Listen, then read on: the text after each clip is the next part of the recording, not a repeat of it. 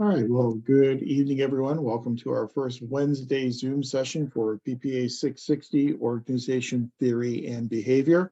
Hope everyone's having a good week so far. It seems like it's been longer than 4 days since we met last Saturday, but this is our first Wednesday session. I see we've got about half the cohort here so far, so we'll go ahead and get started because I want to be respectful of your time, and it is after 6 o'clock, so your colleagues, I assume, will just be joining us along the way. Hopefully you can see the slides that I am sharing. What we're going to do tonight is we are going to do our basic foundational information on what is organization theory. We'll talk a bit about the differences between public and private organizations. We'll talk about the framework that we're going to use from the Tompkins textbook throughout our next 6 weeks in comparing and analyzing the different types of organization theories throughout the evolution of the organization theory literature. We'll do all that in the first half of class tonight, and then the second half of class, we will get into our breakout groups, and I have an exercise for us to do in our breakout groups. Spend about 20 or 30 minutes in those breakout groups, and then we will reconvene, see what each group came up with, and I think that'll probably be enough for our first Zoom session, so we'll call it an evening at that point in time. But I will give you a break, though, after we cover our information the first half of class and before we then move into our breakout groups. Before we get into the information for tonight, though, just a couple of quick things. One is to remember that you have your first Canvas essay that is due along with responses to 2 classmates. Those 3 posts, your initial posts and then your responses to 2 classmates, those are due at the latest by midnight on next Monday, May the 15th. I have seen that a few people have already posted, and so thank you very much for that. As we talked about on Saturday, it's important if you can get your initial post done earlier as opposed to later in the week. It then gives everyone something to respond to, so we don't have a big rush for responses then next Monday. So if you can, please do post that early, and thank you to, I believe it's 4 people who've already posted. Thank you for your early post. I am going out of town tomorrow, and I will be gone from tomorrow through Sunday for my son's graduation. I will have access to email. So if you do need to reach me for whatever reason, I have my emails pushed to my phone, so I'll be able to respond to you. I won't have the opportunity, though, to go through the Canvas essays and start responding to those and providing grades on those yet. I won't be able to get to those until next Monday or Tuesday. So just to let you know, it's going to be a little delay before I'm able to respond to your posts. It is a very straightforward posting, though, on this first Canvas essay. You are just sharing with us the organization that you'll be using for your organizational analysis paper, and then talking about the organization, talking about its main purpose, its main functions, just to familiarize all of us a little bit with the organization that you're going to be focusing upon, and then responding to 2 of your classmates. So again, it's a pretty straightforward type of posting for this week. But if you have any questions as you are working on it, feel free to send me an email. So I think that's it for our housekeeping issues. Again, we went over the syllabus last Saturday, went over the course requirements, and I assume everyone is up to speed on that. I didn't get any clarification emails, so I think everyone is good to go. And if so, then what we'll do tonight is we'll get into some of our basic background information on organization theory and talk about some of the different ways in which we study organizations and how our different approaches can have an impact upon our conclusions in terms of the effectiveness of those organizations. Before we jump into that, though, very quickly, are there any questions or any clarifications needed before we get into our information? Okay. All right. Looks like we are all good to go. I will tell you, my laptop has been acting up a little bit today, so I'm going to try and go full screen with my slides, but what has been happening is when I go full screen, I lose everything. I lose access to text chat, I lose access to my control panel, and I really need those for the class. So let me try and go full screen. If not, we'll just have to go with what we have in our outline version. So let's give it a shot. Okay. All right.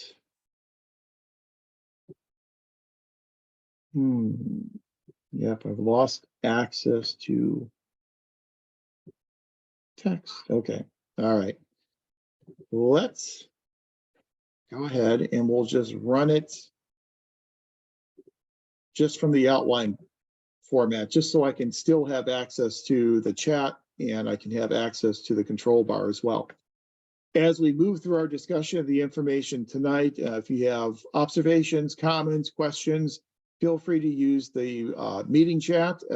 If you would also like to use your microphone and ask questions or make contributions, that is fine as well. But what we're going to look at tonight with organization theory is just to get started with our general discussion of what is organization theory.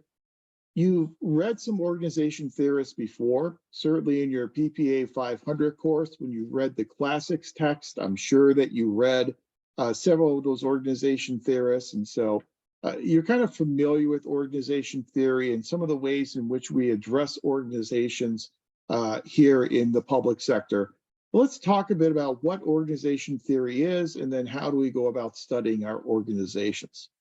So we refer to organization theory. We're talking about the study, the analysis of structures. We look at behaviors of individuals and groups within those structures. We look at the external pressures that are placed upon organizational structures and what those external pressures mean for the way in which organizations operate, and then how organizations affect their environment through affecting and changing these types of external pressures, and the relationship between the organizations themselves and their constituent members. So there are a lot of different levels that we can look at when we are viewing organizations.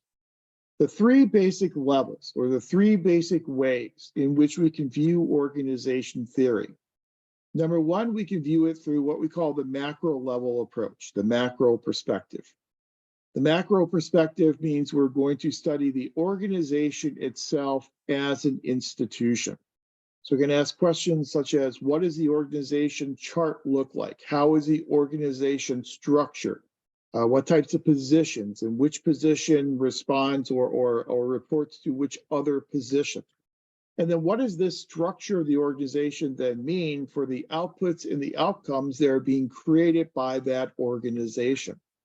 Now, in this class, we will talk quite a bit about outputs and outcomes. And you've probably talked about these terms before in 500 or 670. So you probably know that outcomes and outputs are a little different. They are related, but they're a little different from each other. Usually in organization theory, when we are talking about outputs, we are talking about the goods or the services that are being created by that organization on a daily basis. So the goods, the services, those are what we call the outputs of the organization. And then the consequences of those outputs are then what we refer to as outcomes.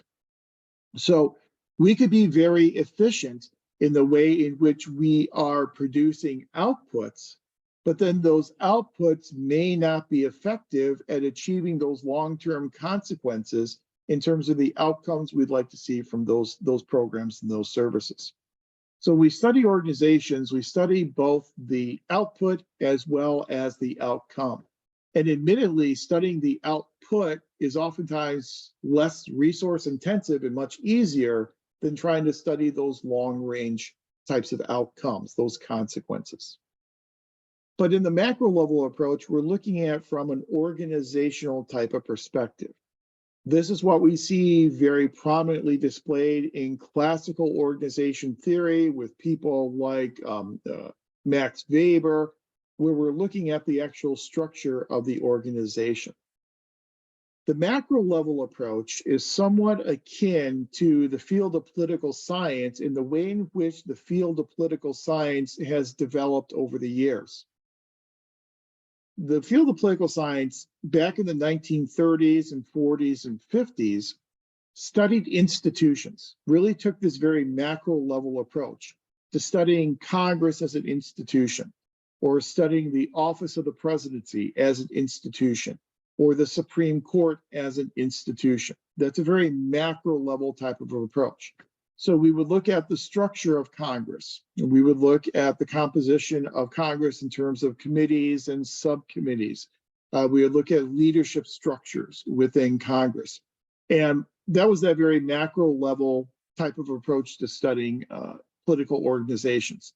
Same type of thing that we saw in organization theory. We really kind of started with that macro level organizational type of an approach.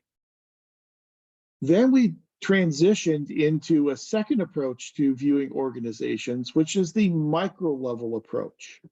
In the world of political science, this was referred to as the behavioralist approach. So the micro level approach in organization theory, we start looking beyond just the structure of the organization itself, and we start looking at the elements within the organization. So we start looking at the people, the employees within the organization. We start looking at the units and the divisions and the departments within our organization. We start looking at the groups in our organization, both formal as well as informal groups. Field of organization theory, we really didn't pay a lot of attention to informal groups until we got into people like Elton Mayo and the Hawthorne experiments. That's when we really start to talk more about the informal groups in addition to formal groups.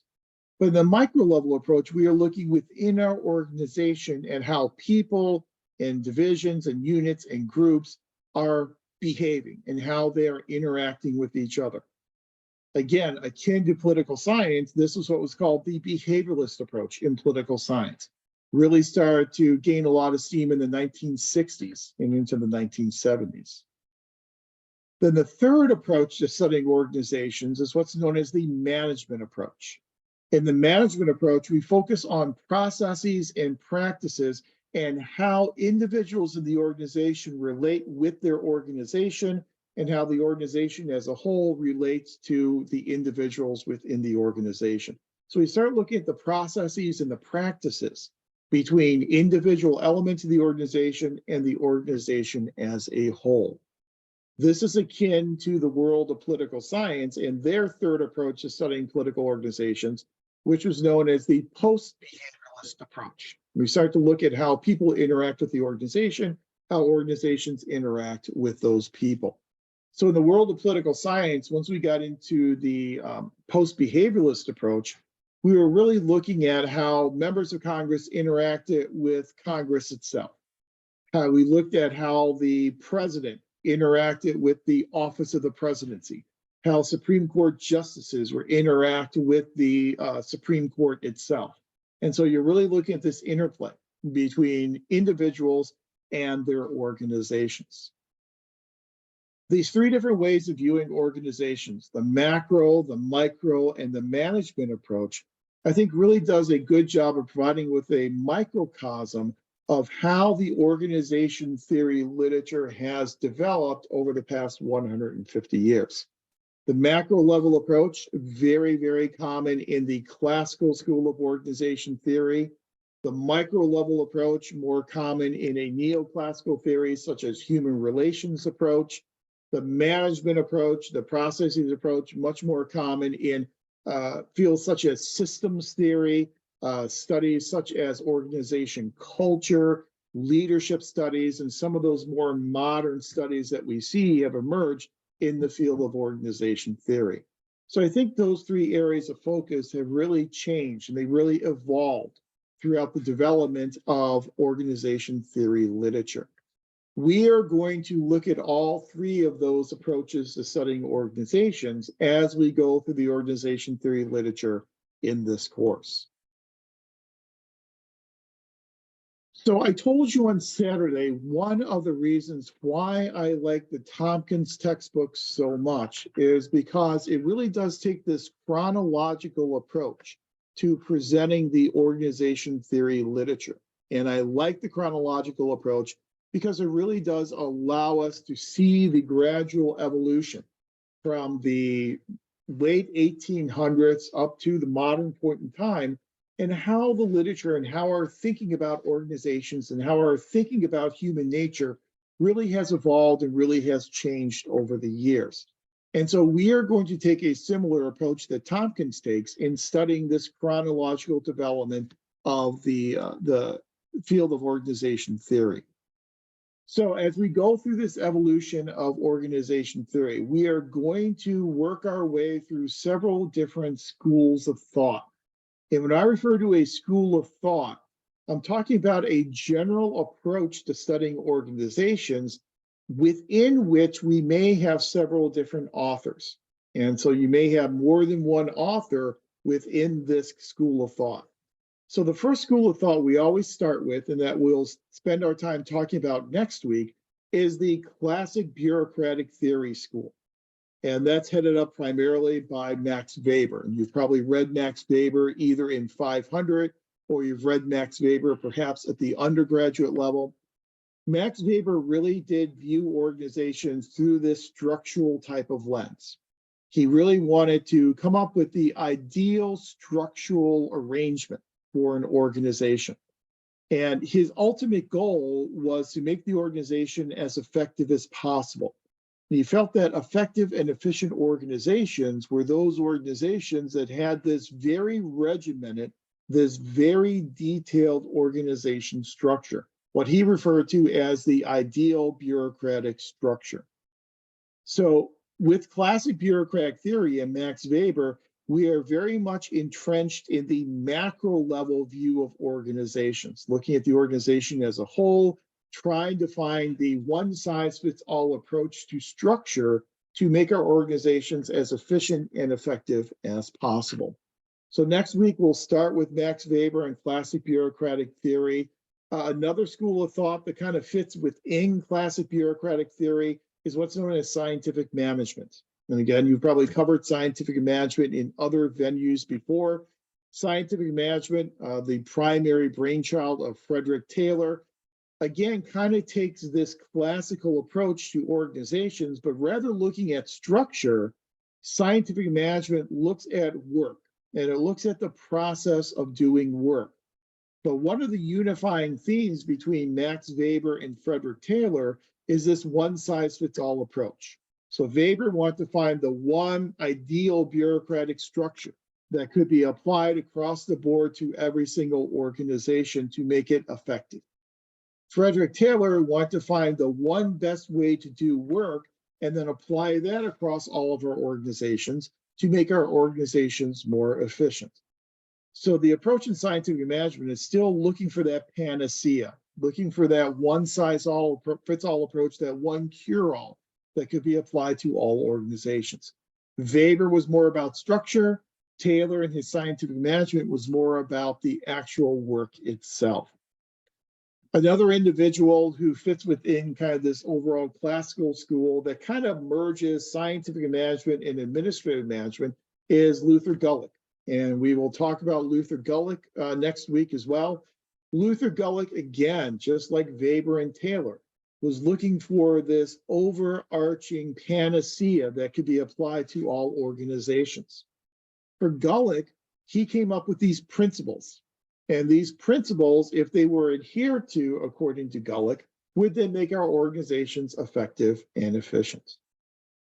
Very similar to Gulick, we then had someone like Henri Fayolle, who oftentimes is included under what we call the Administrative Management School. And Fayolle and the Administrative Management School, again, like Gulick, focus on principles. If we could come up with principles and develop these 14 different principles that all organizations should adhere to, again, in very much this panacea, this one-size-fits-all approach. But again, our focus there, whether we're talking about Weber or Taylor or Gulick or Fayolle, is our focus is on achieving the goals of the organization as an institution.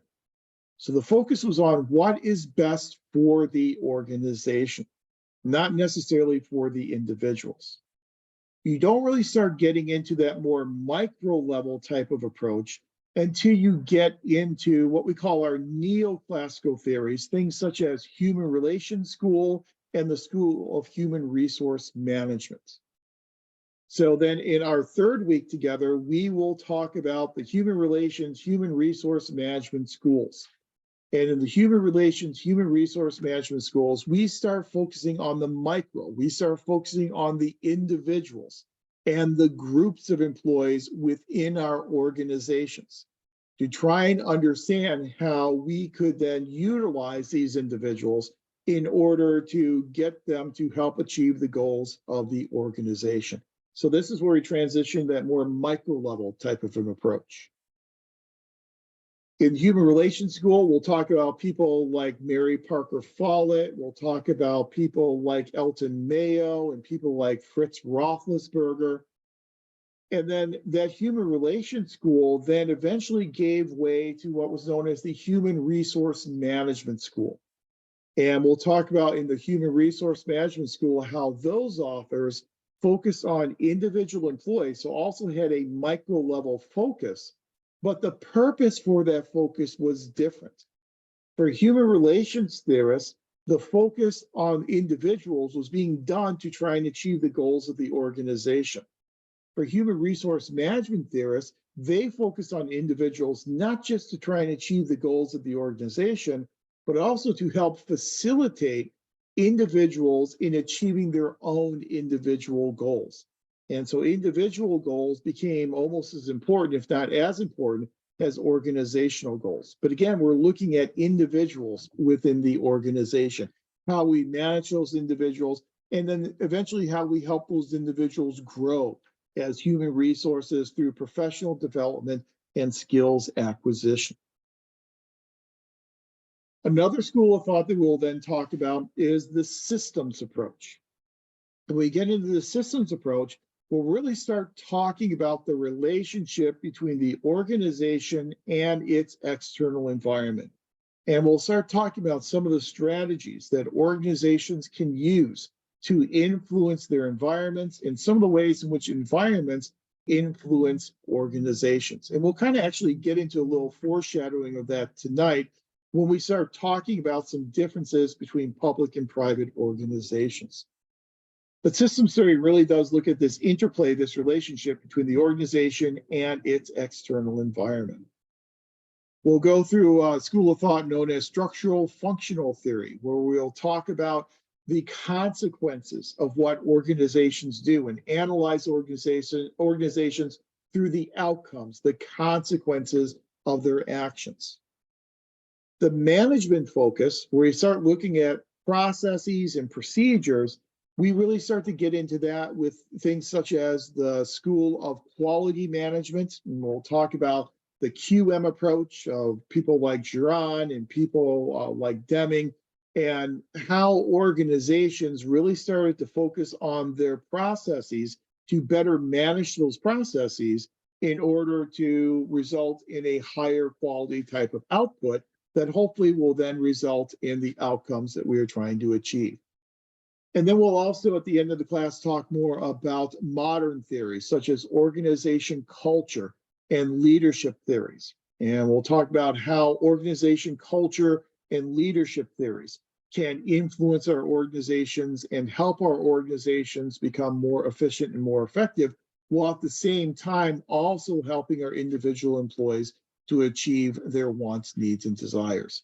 But that's just kind of a 30,000-foot overview of some of the schools of thought that we're going to talk about.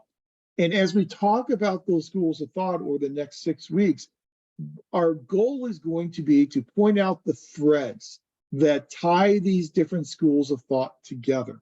So not just to give you a laundry list of different authors and what they wrote and when they wrote it, but instead to really give you a good indication of how they kind of hang together. Because I think I mentioned on Saturday that as we go through the evolution of organization theory, one of the things that we will recognize is every new or novel school of thought was generated as a response or a rejoinder to the previous school of thought.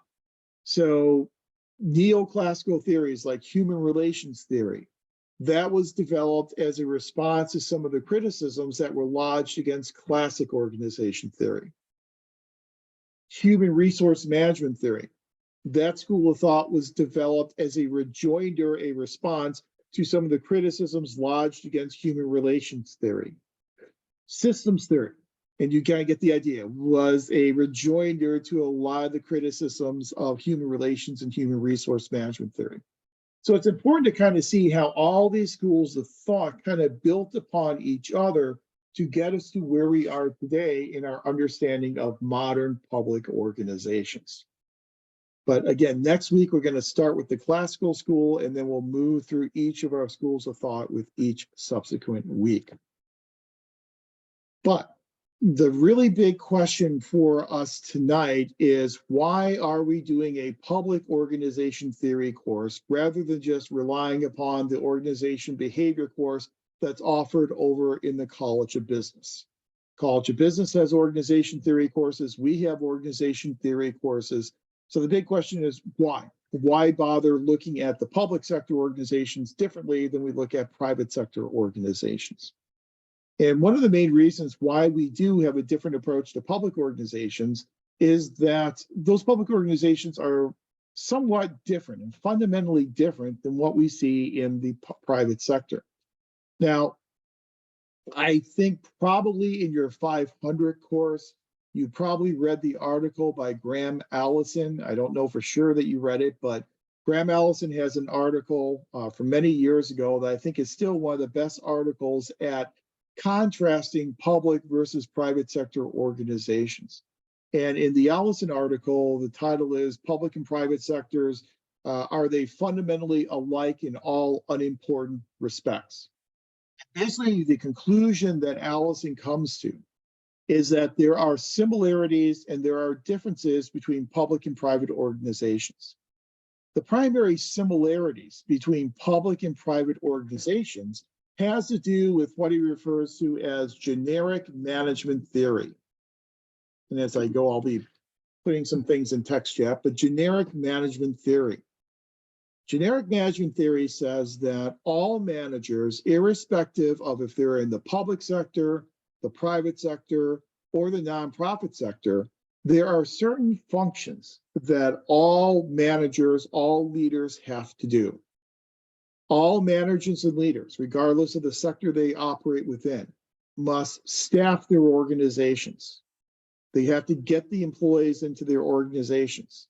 They have to organize work that goes on within their organizations. They have to direct that work. They have to get resources and do budgeting and bring in resources into their organization. Whether you're talking public or private sector, if you don't have the resources necessary to pay your employees and to pay the lease on your office space, obviously you're not going to be around very long. So we all have to bring in that money. We all have to engage in reporting, whereby we have to report upon our activities and our efficiency and our effectiveness as an organization. In the private sector, we report to shareholders. In the public sector, at the federal level, we're going to be responding to the Government Accountability Office. We're going to be held accountable by Congress. We're going to be held accountable by the chief executive.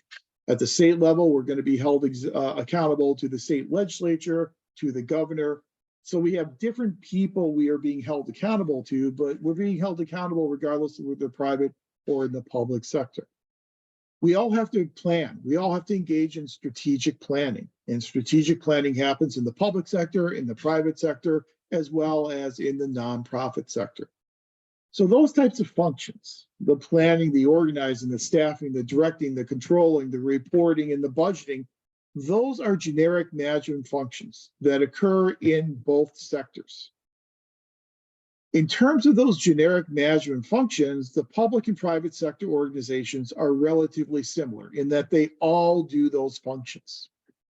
The difference, though, according to Allison, is not what they are doing, but instead how they are doing it.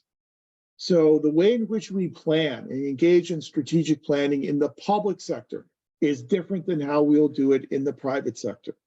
In the public sector, strategic plans tend to be much longer term in nature. And we may be strategic planning for the next 5 or 10 or 15 or 20 years. Now think about capital budget. And if you need to plan out all of your capital improvement projects in the public sector, you're going to have a 5-year capital improvement plan. You're really going to be planning these projects out over a long period of time. a bit more so than you might be doing in a private sector organization. Staffing, as we all know, is much different in the public sector as compared to the private sector. In the private sector, employees are at-will employees, which means you apply for a job in a private sector organization, you may actually be able to get hired the same day and start work the next day as soon as you can get on payroll. You may have only one person who is determining whether or not you're going to be hired for that position. If you've done hiring in the public sector, you know it's a much more protracted and a much more complex process in that you're going to have your position announcement reviewed and approved. You're going to have to put that announcement out there for a certain minimum period of time. You're going to have to go through a process of having multiple people, oftentimes hiring committees that are reviewing applications as they come in. The interviewing process is much more stringent in the public sector in that we have to ask the same questions in the same order to all of our applicants in the public sector. We oftentimes have this lag between when the position is posted and when the position is actually filled. And I don't know about your position in the public sector, but it may have taken you 3 or 6 or 9 months before you actually got hired into your position. And it's because of all of these steps that we need to go through, because our public employees are not at-will employees, they are career civil servants. Career civil servants, as we all know, will have much more job security than at-will employees in the private sector. So we're both staffing, it's just how we do the staffing in the public sector is much different than how we do it in the private sector. We all do budgeting. We all need to get revenues, whether in the private or the public sector. But a major difference is the source of those revenues. In the private sector, the source of those revenues will probably be coming from profits that are being garnered by the sale of whatever commodity is being created by that private sector corporation. So the amount of revenue that private company has coming in will be directly contingent upon demand. And if they are not producing a high quality product that is in high demand, people are not going to buy it, you're not going to have revenues coming in. So there's a lot of instability to the revenues that are generated by private sector organizations. Contrast that to a public sector organization that relies primarily on appropriations. Since we rely upon appropriations in the public sector, those appropriations tend to be relatively static. They tend to be relatively stable, and you can kind of count on those appropriations from one year to the next. Now, they may change marginally. In good financial times, you may get an enhancement of 3 or 4%. In poor fiscal times, you may end up getting a cut in those appropriations. But the base amount of appropriations is going to be relatively the same within maybe 2 or 3 or 4%. That stability in appropriations as a source of revenue in the public sector can have some profound implications for our focus on efficiency in the public sector. So if we know we're getting these revenues, then there's less of an imperative for us to really put a lot of our effort behind enhancing the efficiency of our organization. If you're in the private sector, you're going to really focus a lot on efficiency because you have a much more transient type of revenue stream coming into your private sector organization. So again, the how we get money is going to be different between public and private sector organizations.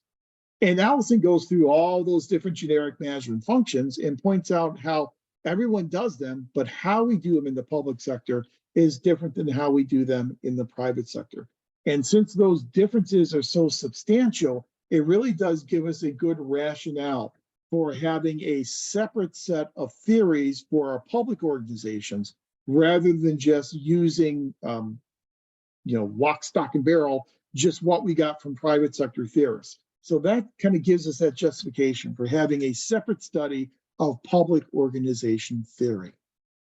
In addition to Allison, though, there are also some major differences between the sectors that suggest to us the need for a different approach to studying public organizations. You can see I've listed those there on the screen for you. Power and authority is the first one.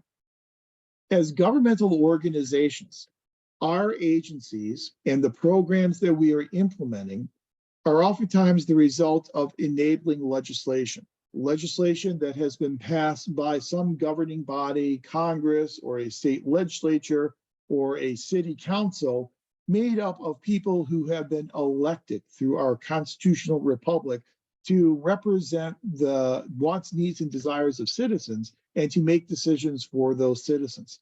So we come into existence through the force of law, through this enabling legislation.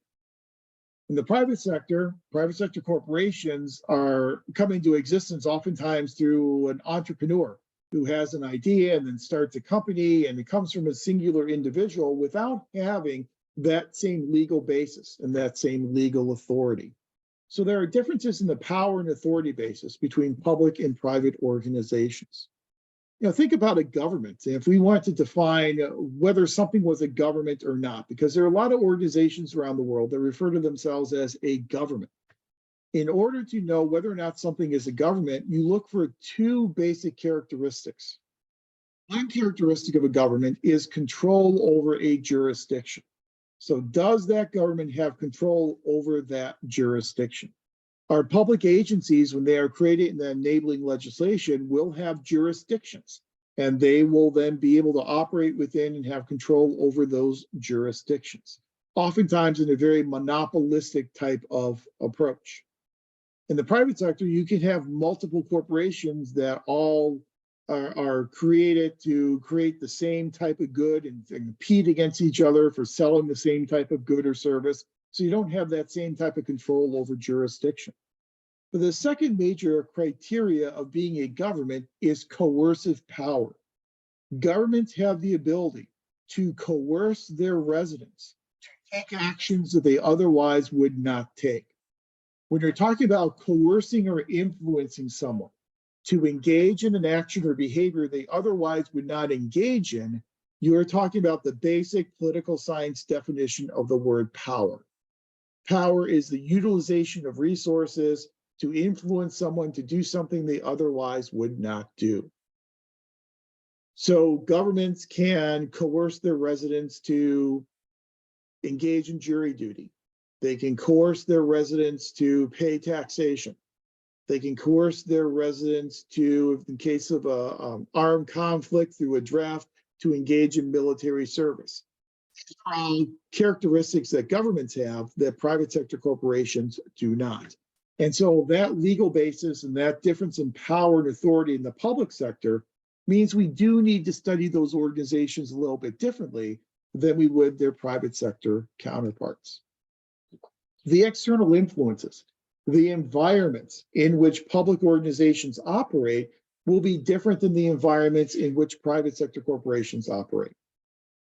Public organizations operate within these environments that are oftentimes very politically charged. In the 500 class, you read Woodrow Wilson and his study of administration, and you learned about the politics administration dichotomy. But then you also learned that that politics administration dichotomy, as it was promulgated by Wilson in 1887, didn't last very long. And by the 1930s, we had people like John Gauss, who was talking about creating an American Society for Public Administration, recognizing that public administrators engage in a lot of those political functions that used to be reserved for elected officials. You think about policymaking. In terms of policymaking, public managers are oftentimes brought into the policymaking process. They are brought into the policymaking process by elected officials, by the decision makers who want some expertise in formulating these policies. They are brought into the policymaking process because elected officials don't want to put in a lot of the details into these policies. And so they leave it to the administrators through the rule-making function to put in all of these types of details in formulating those policies. So administrators do play a political role, which makes their environment very political in nature.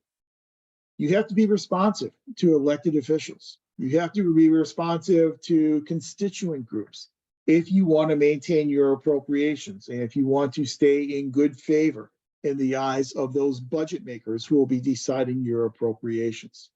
So there are a lot of additional external influences that are oftentimes placed upon public organizations And we'll look at about what a lot of those influences are when we get into our discussion later on this term of systems theory. And we'll talk about how environments can have a major impact upon organizations.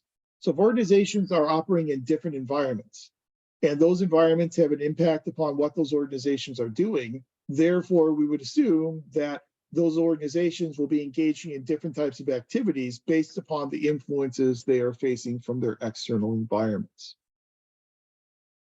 The softer goals and objectives in the public sector also necessitate a different approach to studying organizations, especially organizational effectiveness. The types of goals that we are trying to achieve in public organizations are oftentimes not as empirically quantifiable as you would have in the private sector. You have your widget factory in the private sector, and you're looking at your outputs, and you're measuring the amount of labor that it takes to create one widget. That's a very empirical, very quantitative type of measure. In a public organization, you're trying to enhance the quality of life of a citizen. Yes, we can put together an index variable to measure quality of life, but it becomes a lot more difficult. There's a lot more subjectivity built into measuring quality of life as opposed to measuring the number of widgets. So when you have softer goals and objectives, there are some organization theories that don't work as well in public organizations. Example of that we'll see in a few weeks is quality management. Quality management really looked at trying to quantify what is a quality product that's being created by the organization, and then kind of reverse engineer the process to get to the point of creating that quality product. Well, quality management made a lot of sense in the private sector because you could empirically quantify the quality of a product. You can't do it as readily in the public sector. And so although quality management was applied in a lot of public sector organizations, there are some serious obstacles and impediments to properly implementing quality management in a public organization. But we also know we have a lot of limitations on our actions as public leaders and public managers. We have more legal limitations, we have more procedural limitations, and we have more political limitations that we need to deal with in the public sector as compared to the private sector. Those limitations mean that as leaders and managers, we have less control, for example, over our employees than a private sector manager may have. Our employees are career civil servants, and so they will have career civil service protections. So if we do want to sanction and discipline a public employee, we are going to have to document multiple instances of inadequate performance and the provision of professional development in order to help mitigate some of those deficient areas of performance. That's all going to have to be documented in the public sector far more so than you would have to do in the private sector, given the at-will nature of private sector employees. Public leaders, public managers are also much more likely to have to deal with unionized employees in the public sector as compared to the private sector. Now, we have seen a decline in unionization in both sectors in recent years, and the Janus case certainly has kind of led to some of that reduction in unionization. But still, overall, about 33%, about 1/3 of public employees in this country are unionized and belong to a union. Compare that to only 6% of private sector employees. So when you have employees that not only have career civil service protections, but they also have unionization protections, you have to be very conversant in the collective bargaining agreement. And there are certain protections that those employees have in the collective bargaining agreement that they would not have if you did not have a unionization type of environment. I would also add here too, the values in the public sector are oftentimes different than the values in the private sector. In the private sector, I think you can argue that the two primary values for private sector organizations are efficiency and effectiveness. Those are important values, those are related values, but they are somewhat different from each other. Efficiency looks at the amount of resources, the amount of inputs that are required to then generate a desired level of outputs. So it's kind of trying to do more with less. So you'll look at your per unit cost in terms of labor costs. How much does it cost to produce this output? That's very much of an efficiency type of measure. Effectiveness is also an important value in the private sector, in that if you're not creating a product that people want to buy, they're going to go someplace else. And so you're going to lose that business. You're going to go out of existence pretty quickly. In the public sector, efficiency and effectiveness are certainly two of our major values, but we have other competing values as well. In addition to efficiency and effectiveness, we also have a focus on social equity here in the public sector, making sure that everyone is treated equally, that we're enhancing equity in terms of the distribution of resources across all segments of our population. Social equity is very important. Protection of individual rights is also very important in public organizations. We have what we call qualified good faith immunity as public officials, which means that we need to know the constitutional rights of people that we are dealing with and endeavor not to violate those constitutional rights. So protection of individual rights, another important value.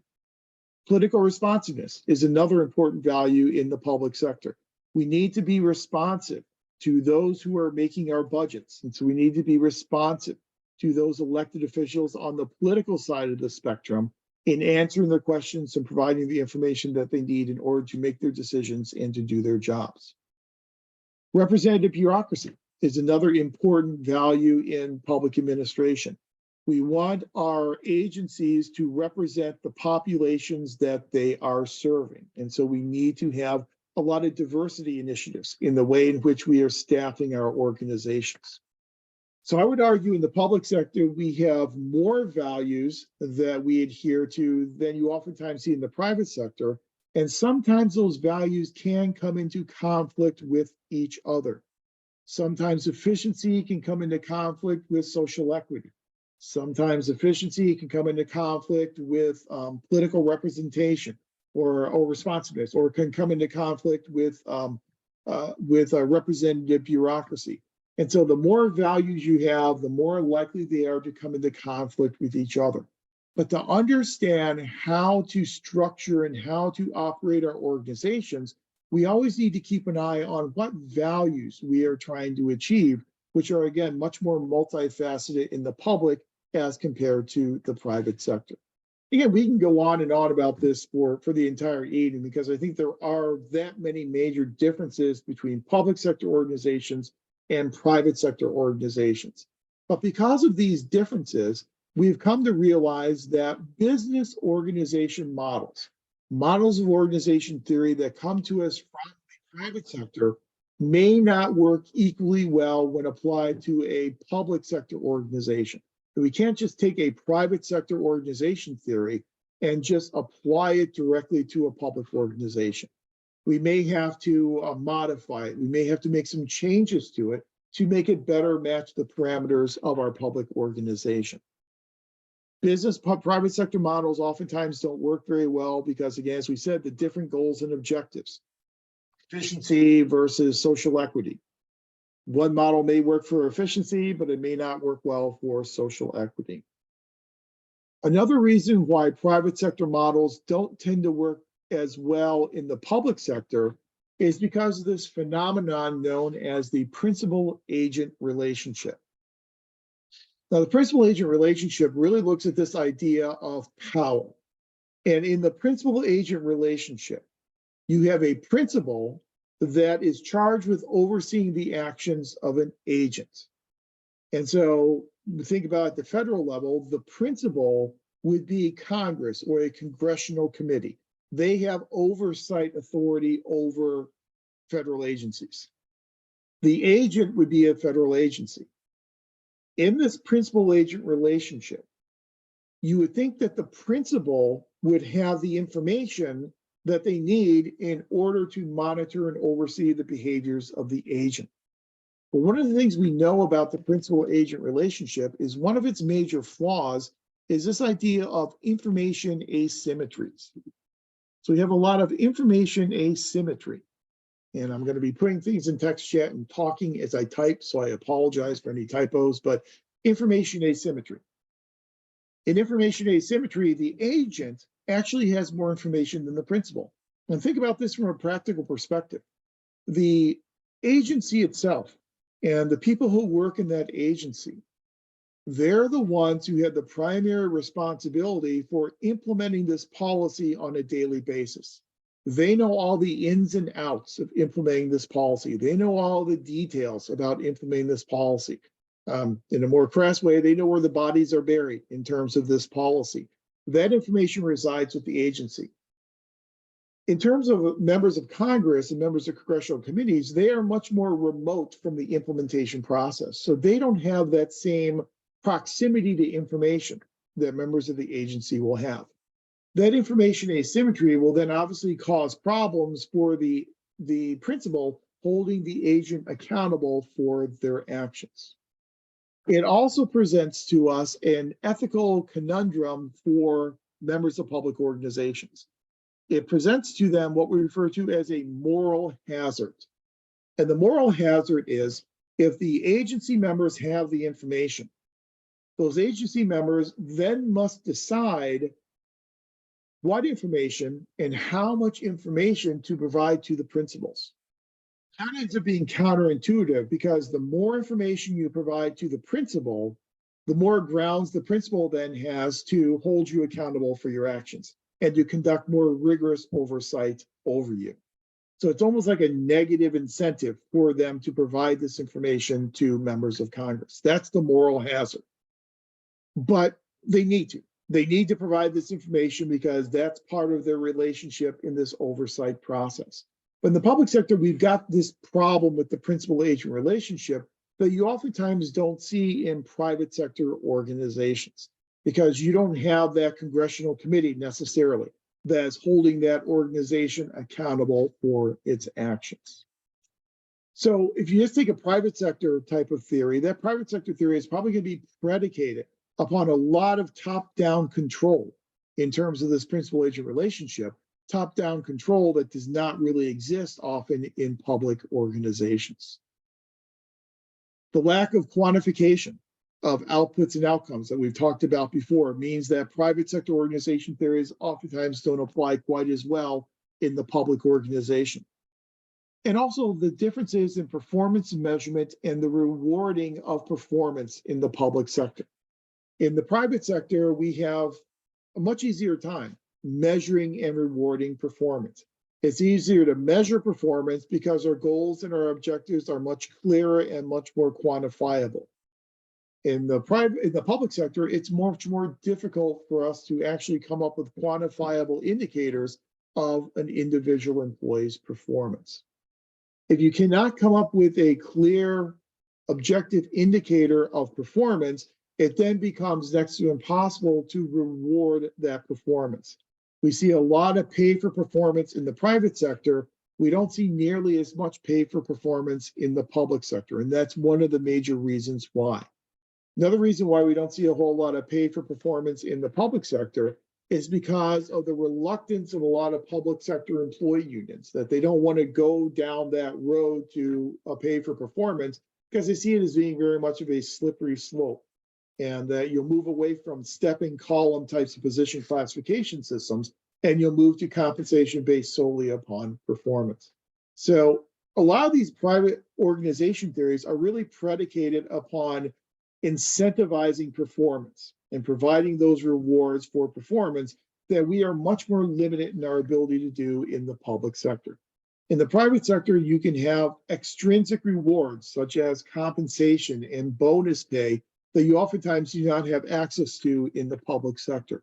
So instead in the public sector, we have to focus more on things such as intrinsic motivations, self-actualization and self-growth and self-determination as motivators, as opposed to the more extrinsic motivators we see in the private sector. So again, it makes it difficult for us to just take all these private sector organization theories and just directly apply them to our public organizations. Now, that being said, we will see that some of our theorists that we will talk about in this class do come from a business background and do come from a private sector organization theory background. Frederick Taylor in scientific management began in the private sector before it was then applied to the federal government. So we do see some of these theories come from the private sector, but we have to recognize we have to adjust and we have to modify them to make them better fit our public organizations. But regardless of whether we're using a business model or whether we're using a government model or a public sector model, we've also come to realize over the past 150 years of organization theory that panaceas don't work. There is no one-size-fits-all approach that can be applied to all public organizations. So, let's dispense with private sector organizations for a while and just look at public sector organizations. Well, why can't we have one panacea, one cure-all, one theory that can be developed to apply to every public organization in every single situation? We can't do that because of the obvious differences between our public organizations. Public organizations differ in size. We have some organizations that literally have tens of thousands of employees. We have some organizations that only have a dozen or so employees. And I always point out one organization I point to usually is I always get the name wrong, but it's the Marine Mammal Conservation Commission or something like that. And that Conservation Commission is literally made up of 12 marine biologists. It's one of the smallest public organizations we have at the federal level. Compare that to the Department of Defense or the Department of Agriculture or the Department of Health and Human Services. Differing sizes means that differing theories may need to be used. If you have a theory that really talks a lot about employee participation, like a Mary Parker Follett, who we'll talk about in a couple of weeks, who really believes in participative management and allowing people to engage in all the decision-making in the organization, that may work if you have 12 commissioners. It's not going to work if you have 15,000 employees. And so size has a big impact upon what theories work best in what situation. Structure of the organization. We have organizations that are structured much differently than other organizations. We have some organizations that have a lot of field operations. Think about the Department of Agriculture. Department of Agriculture has its main headquarters in Washington, D.C., but it has regional and field offices spread all over the country in all 50 states. It's a very fragmented type of organization structure, as compared to another organization that may have all of its employees in one physical space all at the same time. So structure is different, which will have an impact upon the applicability of an organization theory. Different organizations have different functions as well. Some organizations are engaged in what we call direct administration, in that they are directly interfacing with citizens, kind of like a Michael Lipsky in the street level bureaucrat, where they're actually delivering services directly to individual citizens on a daily basis. That's direct administration. There are other organizations that have much more of an indirect administration function, where they are not interfacing directly with individual citizens, but rather they're providing the resources that will then make that interface possible. So the money is flowing through this agency and then being distributed down to other agencies that will engage in the direct administration. Well, if you're doing direct administration versus indirect administration, you're going to need different theories in terms of how you do your work on a daily basis. Differing environments, we know that most public organizations as well as nonprofit organizations operate within what we call an open environment, an open system with a lot of different influences.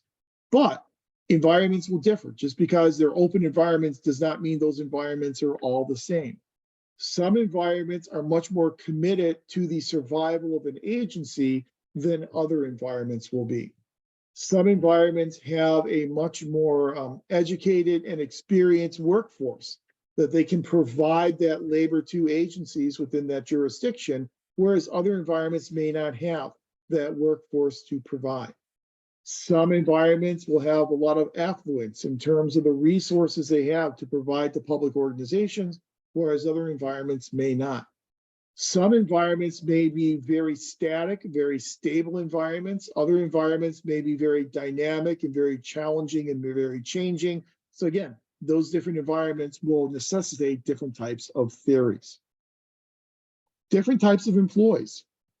And some organizations will have unionized employees, some organizations will not have unionized employees. A lot of organizations have some employees that are unionized and some employees who are not unionized.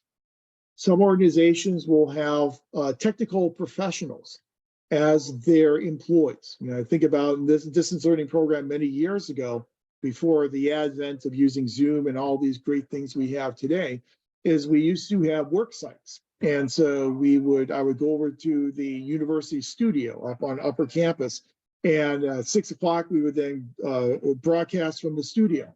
And when we broadcast from the studio, we would then have 3 work sites, and it would be one-way communication where we would broadcast out to those work sites. And then, you had some work sites that were Orange County Transit Agency. We had another work site, which was at Metro. We had another work site, I believe, was at like social services. And so you had different types of employees at each of those different agencies doing different types of things. When you were at OCTA, you had engineers primarily. And so they had a different education and experience background than someone who is working for a Department of Social Services. So different employees will oftentimes require different theories in order to manage those employees. Some organizations have a very young type of workforce. Some organizations have a much more veteran type of workforce. Later on in the term, we'll talk about Anthony Downs and his bureau ideologies and the difference between climbers and conservers. And if you have an agency of young climbers, you're going to manage those folks differently than if you have an organization of, well, I won't say older, but I'll say more veteran conservers. And then technology will differ between organizations as well. There's a really great typology by an author by the name of Thompson, and I really like to use it because of the alliteration. I like to call it Thompson's typology of technology. And in Thompson's typology of technology, he identifies 3 different technologies that are typically used in public organizations. One type of technology, I'll put this in text chat, but one type of technology that Thompson talks about is what he calls a long linked technology. Kind of a strange term, but a long linked technology. And for Thompson, a long linked technology, the analogy would be something like a factory, in that on a factory, you have an assembly line. And on the assembly line, you will have this person's job is dependent upon the person before them. The person before them puts on, the headlights. Then it comes to you, and then you put on the grill. And then the next person puts on the bumper, or whatever the case may be. They're all linked together in terms of the technologies that we are doing. What I do is based upon what you did, and what the other person's doing is based upon what I did. So it's kind of that factory type of analogy. And you see that a lot in the private sector, much more so than you see in the public sector. And the second technology is what Thompson refers to as the mediating technology. And the mediating technology would be something similar to an employment bureau. And so with an employment bureau, you'll have people coming in looking for jobs. And then your job is to find jobs that could apply to this person, provide those job listings and how to apply to those jobs to that individual. You are connecting that individual with available resources. That's what's called a mediating type of technology. Another example could be in a social service type of setting. You have, you're a human services practitioner, and you have a client who comes in who these needs in terms of needing stable, affordable housing or needing job training. And your job is to find the resources and make those resources available to that individual. That's a mediating type of technology. Then the third type of technology he talks about is what he calls an intensive technology. And in an intensive technology, you are dealing directly with an individual who you have to deal with differently than another individual that you are dealing with. That every individual citizen you deal with will have a different sets of wants, needs, and desires, and will have different things that they need from that interaction with you. And so you need to analyze all the needs of all the different people you're coming into contact with, and then deal with those individuals in accordance with their individualized needs. It's called an intensive technology because, again, it's going to take you a lot more time and a lot more resources and a lot more thought to differentiate between how you need to deal with each of these individual citizens. So Thompson argues that you've got these three different types of technologies in organizations, and the type of technology that's being used in an organization will have an impact upon the effectiveness of the organization theories that you use. A theory that may work very well in a long link technology, kind of an assembly factory type setting, is probably not going to work very well in a more intensive type of technology where you have to make decisions very quickly, and how you do something today may be a lot different than how you do it tomorrow with a different client. And so the technologies differ between organizations. So basically, this is just a justification for why there cannot be a panacea, why there's just not one overarching universal organization theory that can be applied effectively in every single situation. As we go through the development, the evolution of the organization theory literature over the next several weeks, that will be one of the unifying themes that we will talk about. The movement away from the search for a panacea and the movement more toward an it depends contextual type of approach to how we structure and how we manage our organizations. In the classical school, we are looking for the one-size-fits-all approach. And that's true for some of the neoclassical theories as well in human relations. Today, we realize that we can't do that. There's not one theory that applies in every single situation. It's much more of a situational-based, much more contextual-based type of leadership and management.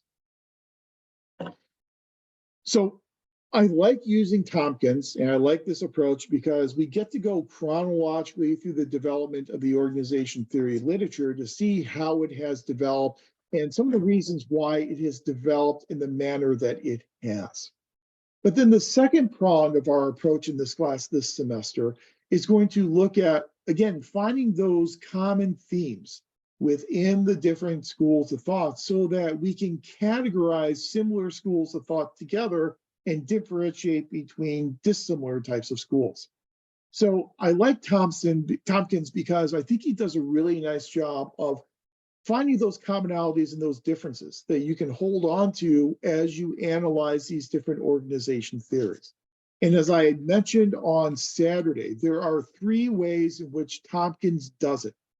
And if you have the textbook, which I think everyone should have, I think I clued you into the fact that it's actually available online in a PDF if you want to download that. I'm not going to tell you where because I don't want to violate any copyright laws, but it's very easy to find through Googling. But if you go to page 59 of the Tompkins textbook, you'll see he has this exhibit 4.2 called the Competing Values Framework, 4 Models of Organizational Effectiveness. And these models come to us from Quinn and Rohrbach. And what we are looking at here is we are looking at 4 different ways in which we can categorize theories within the organization theory literature. And so the argument here is that we can compare our different organization theories and our different schools of thought based upon 2 main areas of focus. You'll notice in the table there is an x-axis and there is a y-axis. The x-axis, going horizontally, is an internal to an external focus. So for a theory or a school of thought to be on the left side of the table, it would have to have a focus internal to the organization, where the focus is looking at the processes and the people within the organization itself. For a theory or school of thought to be on the right side of the chart, it would then have more of an external focus, looking beyond the walls of the organization, looking out to the external environment in order to better manage the operations of the organization. So to the left, those theories have an internal focus. To the right, those have more of an external focus. Then you have your y-axis, your vertical axis. At the bottom of that, you have control. At the top of that, you have flexibility. So theories and schools of thought that are on the bottom of the chart are the ones that favor more top-down control over the organization and employee work within that organization. Then the ones at the top of the chart are more likely to favor flexibility, providing more flexibility for how the organization operates, and most importantly, more flexibility to your employees in terms of self-governing and self-direction of work.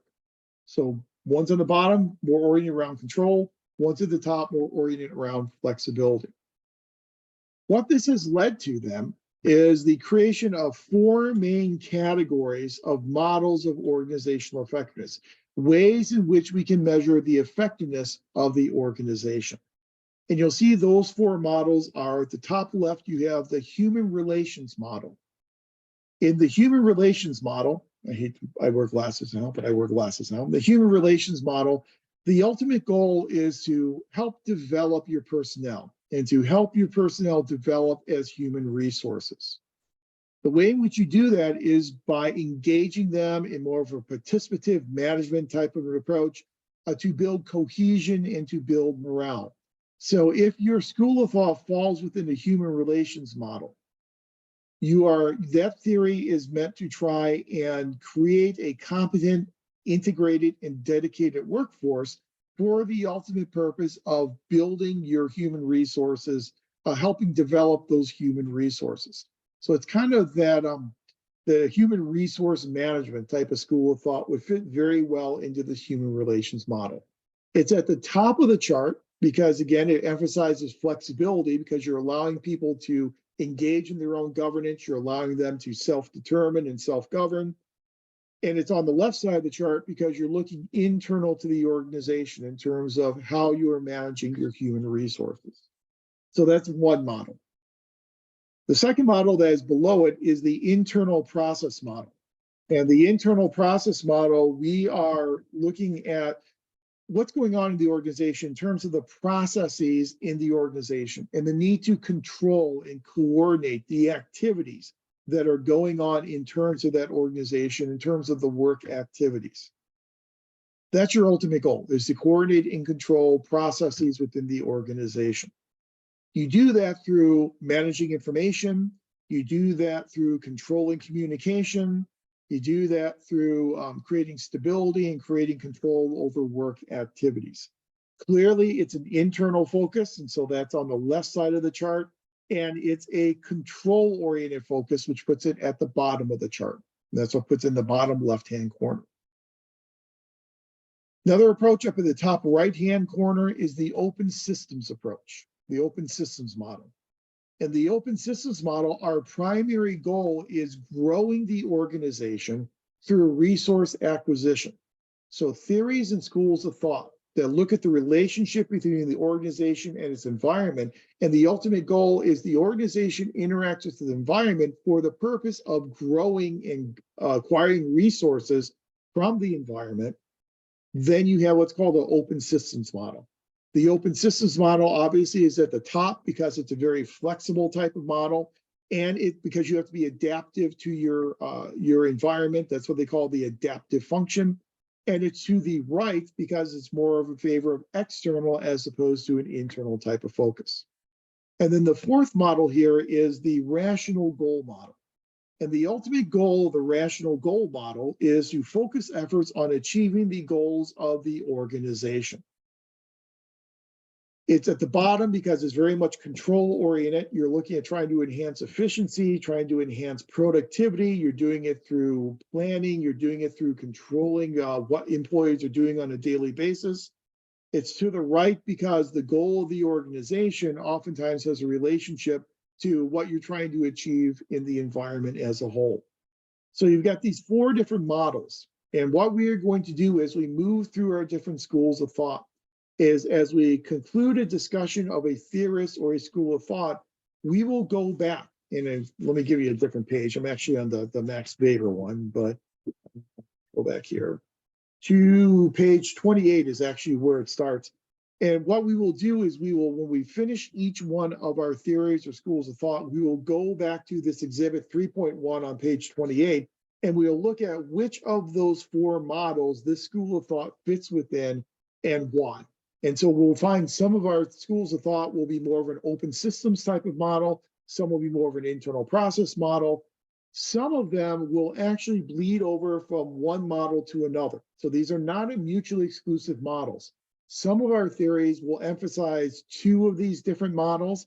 Some of our theories will emphasize 3, and there are even some theories that will emphasize all 4 of those models of organizational effectiveness. But these models all differ depending upon how they measure the effectiveness of the organization. Again, effectiveness in the human relations model is measured by the development of your employees as human resources. The internal process model will measure effectiveness in terms of the work processes and how well coordinated and controlled the work processes are within the organization.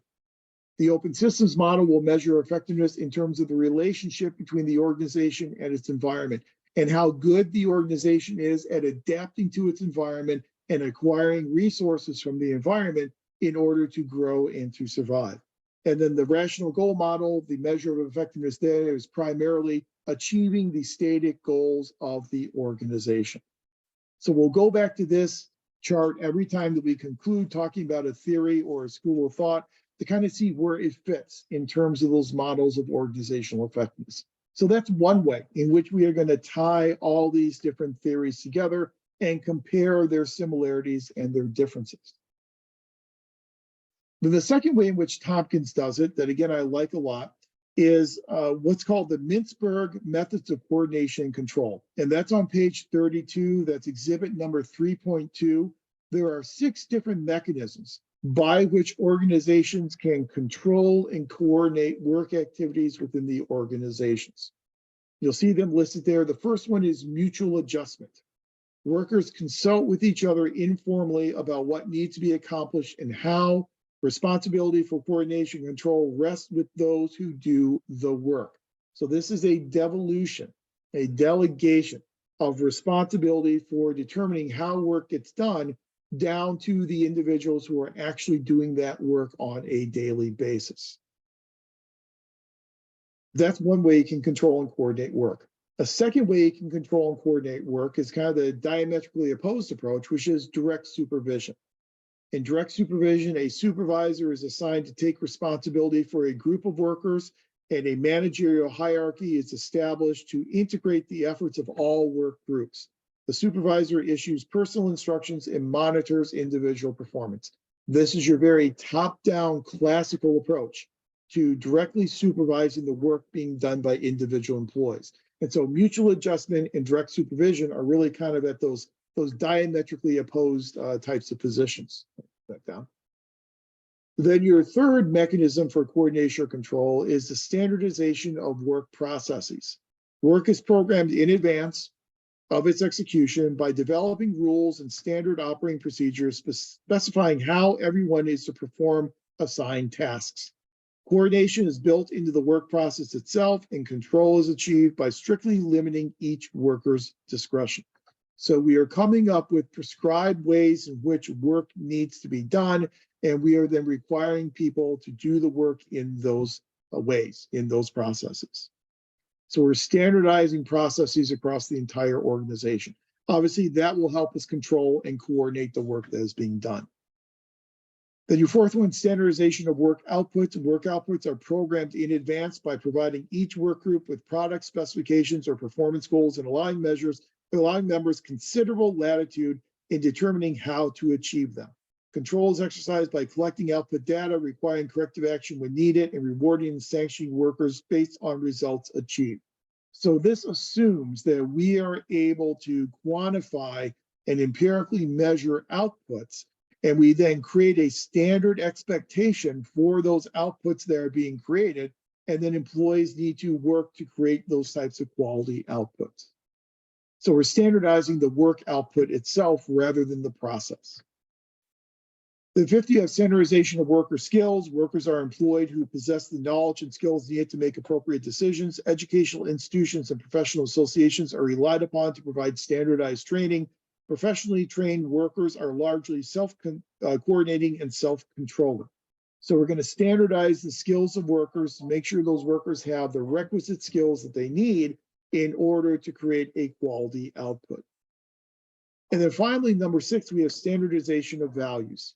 Organization leaders communicate and act upon a clear vision of what the organization exists to do, where it should be headed, what values should guide it.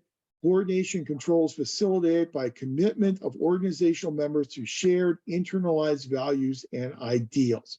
We standardize the values that everyone in the organization holds, and then we anticipate those people will then have those values and will behave in ways that then reflect those values. But the standardization is in terms of values as opposed to skills, outputs, or processes. So those are 6 different ways, according to Mintzberg, that we can control what is going on, the activities that go on within our organization.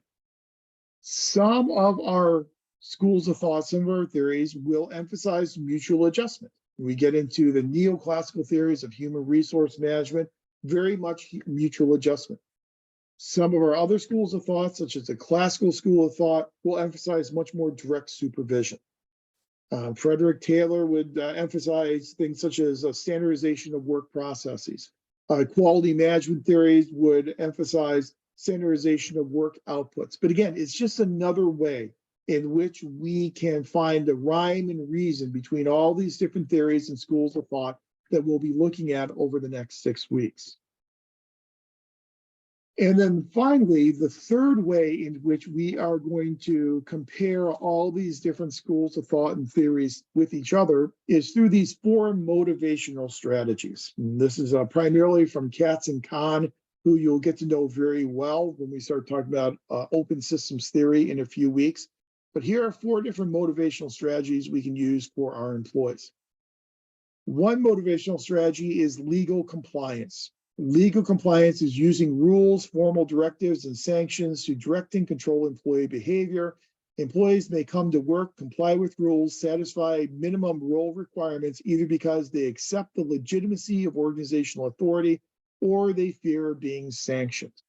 So this would be a situation that would require everyone to be to work on time. If they are late coming to work, then there will be some punitive measures. They will be docked a certain amount of pay. There will be some type of punitive measures applied. That's a legal compliance approach, that people will be motivated to take a certain type of action because of the negative consequences that will accrue if they do not engage in that course of action. That legal compliance approach is what we see primarily with a lot of our classical schools of thought. Then the second motivational approach, instrumental rewards, using rewards to try and induce desired behaviors. So rewards for performance, distributing pay, promotion, recognition based upon individual performance. Employees may meet or exceed role expectations because they value the material and psychological satisfaction that money, advancement, and recognition can provide. This is where we see it's very important for knowing our individual employees and knowing what we call the valence level that they place upon these different types of rewards. Valence level speaks to the value that an employee places upon a potential reward or a potential outcome. If they have a high valence level that they place upon a promotion, then getting the promotion will certainly incentivize them and will motivate them to work harder. If they have a high valence level they place upon recognition, such as being recognized as Employee of the Week, then that's going to motivate them as an incentive to work harder. The second instrumental reward there is considerate leadership, adopting a leadership style based on being attentive to employees and considerate of their needs. This strategy may improve morale. It may also induce those who value the respect, support, and approval of persons in authority to meet or exceed their role requirements. So considerate leadership, paying attention to people, asking them, communicating with them about their wants, needs, and desires, the types of goals that they have for themselves, how you can help them achieve those goals. That's considered to be considerate leadership. A lot of our neoclassical HR types of theories certainly emphasize considerate leadership. Then the third instrumental reward is group acceptance. Creating a work environment allows employees to socialize, form group bonds, and enjoy the approval of their peers. This comes directly from Elton Mayo and his Hawthorne experiments, when he recognized that groups can have an impact upon productivity. And so people can be motivated through the social need of belonging to a group and being held in high esteem by their fellow employees. And so group acceptance can also serve then as a motivator, as an instrumental reward. The third category of motivational strategies then is job identification. This is how much people relate to their work. Offering work that is interesting, challenging, responsible. Employees may come to work, meet or exceed role requirements, and possibly exhibit greater creativity and innovativeness. They may do so because they identify with their jobs and find their work intrinsically rewarding. So the more they identify with the job they're doing, obviously, the more motivated they will be to do a good job. This job identification becomes very important in human resource management theory with people such as Douglas McGregor and Chris Argyris, who we'll talk about in a couple of weeks. They really have a big emphasis upon this idea of job identification. Then your fourth motivational strategy is goal congruence, hiring employees whose goals and values are congruent with the organization's and or socializing employees so that they internalize organizational goals and values. Employees may come to work, remain with the organization, meet or exceed role requirements, and exhibit greater creativity, innovativeness, and institutional loyalty. They may do so because they identify with the organization's mission and values, because contributing to them reinforces their own self-concept. So finding a way in which the goals of the organization can be internalized by individual members of the organization, and finding that nexus, that congruence between the goals of the organization and the goals of individual employees could be a very important motivational strategy. And we'll highlight those theories and those schools of thought that are predicated upon goal congruence as a motivational strategy. So again, what we'll do is as we complete our discussion of every theory and school of thought, we'll go back and we'll say, where does it fit in terms of the 4 models of organizational effectiveness? We will ask, where does it fit in terms of the 6 mechanisms for control and coordination of work activities?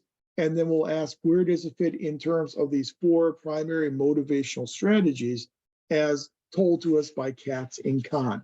Again, I think it's important because that then gives us a second way of comparing these different schools of thought. So our first way is to do it chronologically and see where they are in terms of the evolution of organization theory literature. And then the second way is by comparing them to these 3 different elements of models of organizational effectiveness, mechanisms of control, and motivational strategies as a vehicle for then comparing and contrasting, even though that's the same thing, comparing our different models, our different theories, our different schools of thought with each other. I think that's a much superior way of doing it as opposed to just presenting you with a whole laundry list of different organization theorists that you memorize. I don't really think that's very useful. I think it's much more useful for us to really see the threads that really connect these different organization theories and these different schools of thought together. My goal was to get through all that information in an hour and a half. It's 7:28, so we accomplished it with 2 minutes to spare.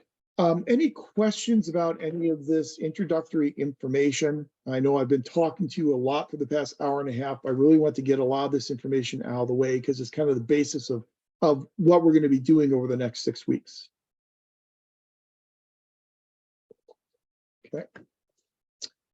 If not, then I think it's probably a capital idea to take a break now, since you've been listening to me for an hour and a half.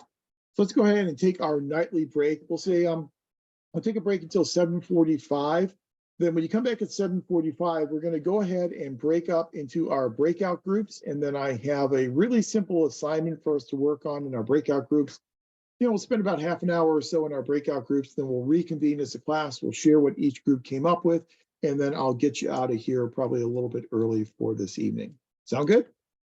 All right, let's go ahead and take our break, and then we'll be back at 7:45.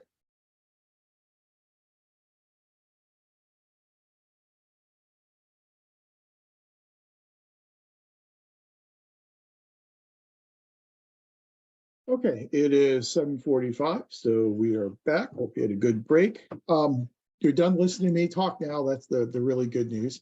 Now we'll do our breakout groups. And again, like I said, I usually like the classes to be kind of lecture in the first half and then lab in the second half. So this is kind of our lab approach.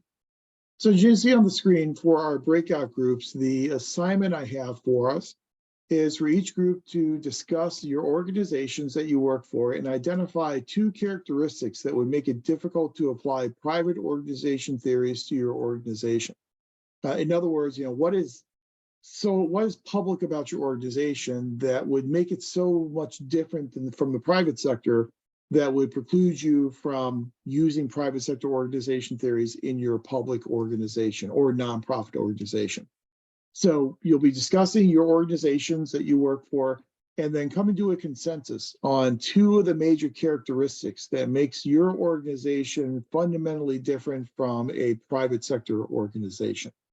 And then I would ask that each group then select a spokesperson, because we'll do this for about half an hour or so. But then we'll reconvene as a class, and when we reconvene as a class, we'll have each group have their spokesperson to then share those two characteristics that you came to an agreement on. Okay, that sound good? Let me go ahead and get our breakout groups set up. So, all right, looks like we're down to 15 folks, so 16 folks. Okay, so with 16, let's go ahead and we'll call it, I think 4 breakout rooms probably will be sufficient. If more people come along back into the class, then I'll just assign them as they come in, but we'll go with 4 breakout groups. So let me go ahead and create them. Okay, so we have them created, and looks like we have 4 people in each one and 3 person in another one, and then 3 people in another one. So I'll go ahead and I'll open up those groups. And then when I open them up, you can then go into your room. And then, like I said, we'll spend about half an hour.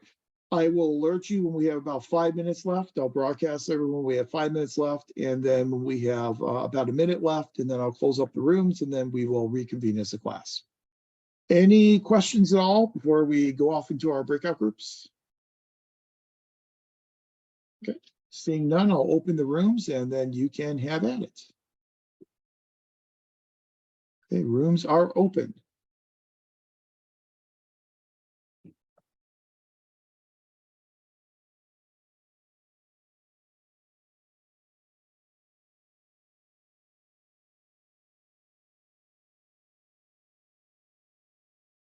Okay, we should all be back now. So I hope you had enough time to do the exercise. Again, just illustrating 2 characteristics that you think would make your public or nonprofit organization different than a private organization, so much so that you wouldn't be able to apply those private organization theories to your organization. So 2 characteristics.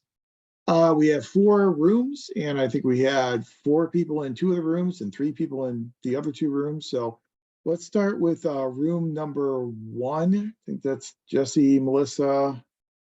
Michael, do you have a spokesperson? Yes, that would be me. Okay. So the first thing that we discussed was the hiring practices. And one of the examples that I provided was that we recently went through a recruitment to hire an information services technician. And that process took about 6 to 7 months for them to be onboarded, mainly because they had to go through a background check to work with the police department. But that compared to the private sector, where you can interview one day and then within the week be good to go, is a big difference. The other thing was that our organizations are not profit driven. We receive funding from the state and the federal government, and so we may not always be very efficient, but we are responsive to the public. Very good. Yeah, I think those are probably 2 of the most common differences. We had talked about the hiring differences and how protracted the public hiring process typically is. And like I said, the example you gave is a good one. If you need to get a background check done, which can take some time. Also, the idea of treating people equally and making sure that everyone is treated equally in the hiring process, doing targeted recruitment, which you do a lot in the public sector, also takes a bit more time to do. I know whenever we hire here at the university for a faculty position, it's a pretty extended timeline. I'm serving right now on a search committee for the associate dean position for CPACE, for the College of Professional and Continuing Education, our partner in delivering this program. And I think our committee started its work in late March, and we've gotten to the point now where we've put together a rubric for the questions in the interview, and I think we're not going to actually start interviewing people until mid-June, and probably won't have anyone selected for the position, I would think, until probably about the middle of July. And so that's from late March until the middle of July. And the problem there, as we all know, is that you lose people to the private sector that do not have to wait that long to hire as we do in the public sector. So that's very good. I also think the nonprofit motivation you talk about in your second example we didn't talk a lot about tonight, but I think, that is one of the major differences, obviously, between the two sectors. And while it's what I like to refer to as being a necessary but not sufficient difference, is that it's a necessary difference between the private and the public sectors. But we do also recognize that there are some private organizations like nonprofits that have a nonprofit motivation, but they are private and they're not part of government. But it is a very necessary difference, obviously, which then, as you mentioned, has some profound implications for efficiency and the types of things that we value in the public versus the private sector. So perfect. Thank you very much. How about room number 2? Hi. Our room actually talked about some of the similar themes that came up from group 1. With regards to hiring people, we actually went the other route and talked about being able to fire people, and just the inability to do that based off of 1 or 2 incidences and the level of documentation that's necessary. We shared examples on how it just takes forever for an individual, enough documentation to go through the official firing process. The other piece that we talked about was the internal focus on processes, that sometimes nonprofits don't have enough stability, and that can come in different forms. Either, again, hiring practices, as was mentioned earlier, which sometimes there's internal candidates that they're looking at, but they need to just put the information out there about the application or the opening. Or if you're short-staffed and you're having to deal with a lot of red tape to hire on people, where you have to have purchase orders, or I think that's what PO stands for. And then having to go on the back end and figure out how to actually pay them if you didn't follow all the steps appropriately because you were short-staffed and you needed someone right away. Mm-hmm. Excellent. Yeah, two great points. And you're right. It's not just the difference in staffing is not just in terms of hiring, but as you point out correctly, it's in terms of disciplining and sanctioning and firing individuals. And yeah, you have to have some good documentation, that you have to document substandard performance, and then document the professional development opportunities that were provided to mitigate that deficient performance. Then another performance appraisal that shows deficient performance, and then another offer of professional development. And you really have to establish that pattern of subpar performance in the wake of being provided with all these additional training and development opportunities. So it does require a great deal of documentation, not just for being a career civil servant employee, but also in terms of the provisions in the collective bargaining agreement as well. And the interesting thing about nonprofit organizations, and when they go out to hire, is that sometimes when you're hiring a grant-funded position. And grant-funded positions can be difficult because you're not sure how long you're going to have those grant proceeds. Those grant proceeds may go away next year. And when those grant proceeds go away for a grant-funded position, that position goes away. And so sometimes it's difficult when you're hiring people and you're hiring for a grant-funded position. It's difficult to get a good pool of applicants, because those applicants realize it could be a very temporary position. As soon as that grant money is gone, the position goes away as well. So again, a good illustration of some of the difference in terms of funding streams between the sectors. Thank you very much. Room number 3. Hi, I think that was us. So very similar conversations as our other peers, but one of the characteristics that we talked about was the presence of labor unions in private sector organizations. Specifically, I talked about like my organization. I work for Los Angeles Unified School District. And as some of you may know, there was a rather dramatic strike and like very tense labor relations a few months ago. And so this is not something that's common in the private sector. This is a special circumstance for a lot of private or public sector organizations. Each union, like LUSD has 7 different unions and several units of the unions. And so each union has its own needs, its own demands. So something like the bureaucratic management model, for example, is not something that's possible because organizations that have unions have to have some amount of focus on personnel and the individual. And unions do tend to be pretty powerful, depending on the agency, obviously, but at least in my experience, the unions tend to be very powerful and influential. So that is an influence that the organization has to deal with that private sector does not necessarily have to. And then we also talked about the profit structure and like the accountability of each organization. For example, Rosa talked about her organization, Homeland Security, is federally funded, and it has the responsibility to their certain function in the government, whereas a private corporation, really their responsibility is to their customers who purchase their products and their services, and their shareholders, as far as like the profits and the funding and whatnot. Whereas a private organization, their responsibilities to the community that they're supposed to be serving, the government function that they're supposed to be carrying out. In my organization, for example, is to the students, to the schools, the public school system. So yeah, I think those are two of the main characteristics we discussed. Excellent. Great. Thank you very much. And it's an interesting example using LAUSD, and I know I just went through that most recent strike, which is a good difference between public and private sectors. And I served on a school board for about 6 years, and admittedly it was a much smaller school district than certainly LAUSD, which I believe is the biggest district in terms of number of students in the entire country. But we did have multiple unions that we dealt with. We had the teachers union, we had a CSEA in terms of staff members. Then we had unrepresented employees, our management employees who were not represented by a union. But for years, the district, and I think they're using a different term now, but they used to call themselves a Me Too district, meaning that if you came to an agreement for a certain percentage raise with one union, then the other union would get that same raise. And then those raises you gave to the teachers union and to the CSEA, you would then extend those raises as well then to unrepresented management personnel. And so you really kind of had this compounding effect when every union would end up getting the same type of raise as part of the collective bargaining agreement.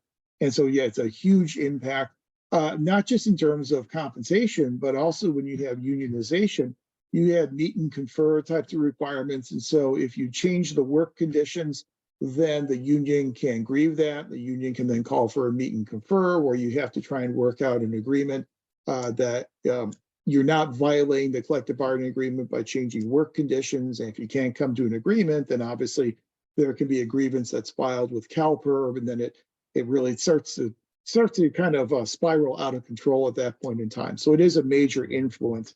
And the accountability issue is a major one as well. Whenever I teach a 500 course, we spend a week and a half talking about ethics and accountability. We talk about just how important it is to remain accountable because of dealing with public taxpayer money, as opposed to dealing with private funds. We're dealing with public funds. And so that's why we have all these accountability requirements. And here in California, as you probably all know, we really put an emphasis upon transparency. We have the Brown Act, we have public records requests. And so we really do abide by those sunshine types of provisions in order to be as transparent as possible so that we can be held accountable for how we are spending public money. A huge difference with how the public versus private sectors operate. Excellent, very good. And our fourth room, last but certainly not least.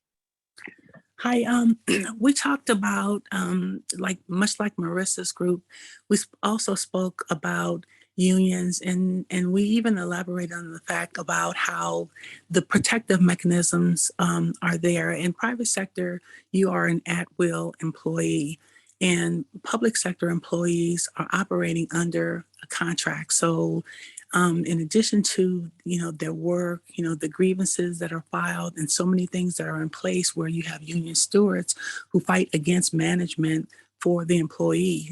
Most public sector employees are people who keep their jobs for many, many years. And, it takes a lot to get, someone fired. You can take elements of someone's attendance or their behavior, and they can get chance after chance after chance, where in the private sector, you don't have, that luxury. So private sector is something that is not really privy to, those same protections.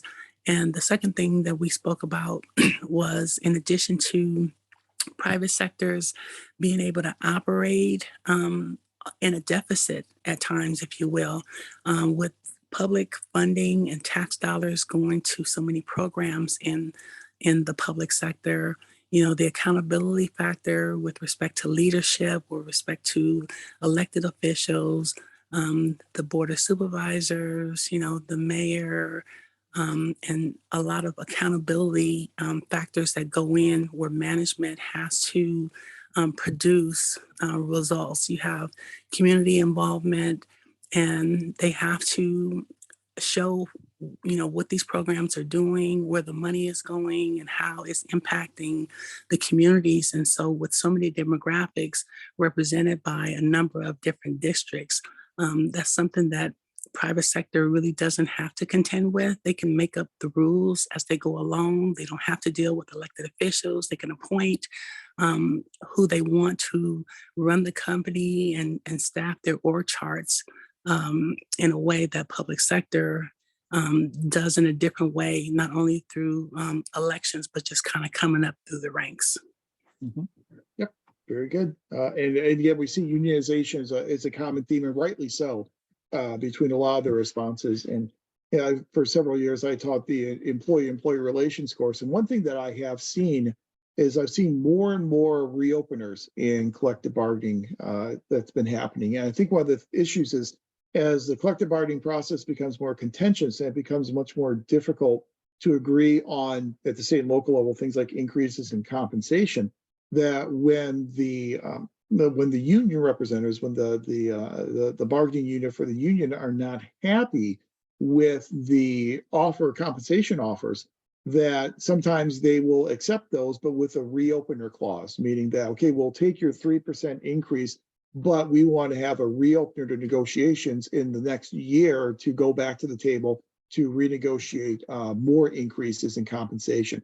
So I think those reopeners really have been a result of the more contentious type of bargaining that we've seen going on. And I think the second point is an important one as well, is that the constituencies are so much different between public organizations and private organizations. There are much more heterogeneous constituencies in the public sector as compared to the private sector. So it really is incumbent upon public sector to be held accountable for their actions.